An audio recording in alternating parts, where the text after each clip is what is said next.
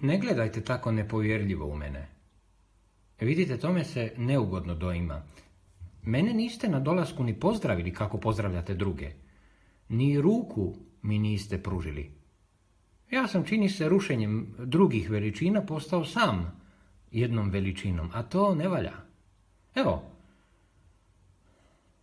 sad me gledate, a ni to ne valja. Valjda ste se uvjerili da ja hodam na dvije noge. Vi ste se, Kušaru, smiješili, a ipak vam je to živa istina. Ako stupite sa mnom u opširniji razgovor, vidjet ćete da ja govorim vrlo slabo njemački, ruski uopće niti ne razumijem, engleski apsolutno nikako. Ne čudite se, ja vam i fiziku znam za dovoljan, kemiju za nedovoljan. Da je neko od vas slučajno profesor, uvjerio bi se da je uza svu moju gostoljubivost, godine, genijalnost, ne bi niko mogao propustiti na maturi. Znate, moje se studije na francuski prevode. Ja sam, molim vas, potajno pisao Muse sa 2 T. Vaš je dnevnik štampao kako sam ja napisao, jer ili ne zna vaš urednik francuski, ili moje stvari ne treba čitati, ili se mene nije usudio ispraviti. Ja? Nedavno sam razgovarao s jednim znancem, trgovcem, i on mi je rekao da je korektura vašeg dnevnika ispod kritike. Ja sam posumnjao. On mi je pokazao na Muse na 4-5 mjesta, ovako. Tek toliko, jel? Čujte, za danas dosta. Ja sam htio samo da vam dokažem da sam ja ignorant. Ne kimajte glavom. Vi se, dapače, Kušaru, opet smijete. Ja vam kažem, ja sam ignorant. Ne kimajte glavom. Moglo bi se reći da sam drzak. Da nisam ni za nižu gimnaziju.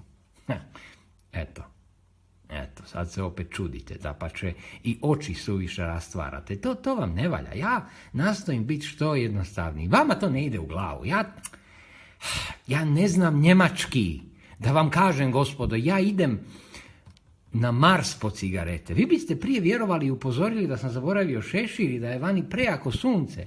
Ne rugam se kako vi to mislite. Ja govorim ozbiljno, eto. Mislim, ima recimo jedan novinar, piše o svemu i svačemu, svi misle učena glava, učen čovjek, a uistinu on ne zna gotovo ništa, ali zna o svemu pisati. Ekscerptira recimo jednu knjigu i pametniji ispada od onoga koji je tu knjigu napisao. Pa mislim, nije li vrijednija ona koja je lijepa ili ona koja se umije napraviti lijepom? Šta će nam lijepa seljanka s 50 sukanja i puna sadržaja, kad imamo gradsku damu svu zaobljenu i bez oblina. Ali je ukusnija. Ljepša, vidite, ja ovu volim puno više. Ne, gospodo. Da budemo slobodniji, razumijete, drukčiji, komotniji među sobom, barem u svojim dušama, jel? Moj ideal je puhnut u zrak. I ja snivam. Odmah se promijeni sve. Baš vidite. Ja to trebam. Volim, apsolutno trebam i nemam. Mogu kupiti i nemam. Zašto? Zato što je meni to užasno. Meni je užasno teško ići u dućan, primjenjivati, odlučivati da li mi pristaje, koliko vrijedi i tako dalje. Ja sam se sjetio jednog mladog nepoznatog hispanskog pjesnika koji je svojim strastvenim, gotovo panterskim stihovima zaludio jednu djevojku i kad su se njih dvoje sastali, djevojka je onijemila od čuda, što ne samo da panter nema nokata i zubiju, nego nema ni jezika. Tako je bio plah, razumijete? Oprostite mi. Oprostite, ja vas umaram. Ne dam vam do riječi, no. Ali kakvu vam ja još znam ispričati strašnu pripovijest. On je bio naoko vrlo, prostite, hoćemo na čašu vina.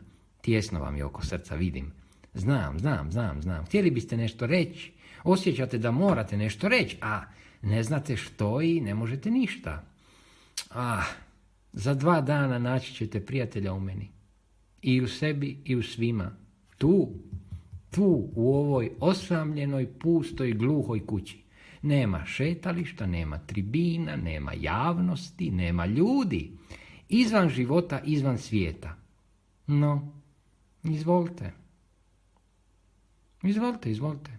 Kako vas volja.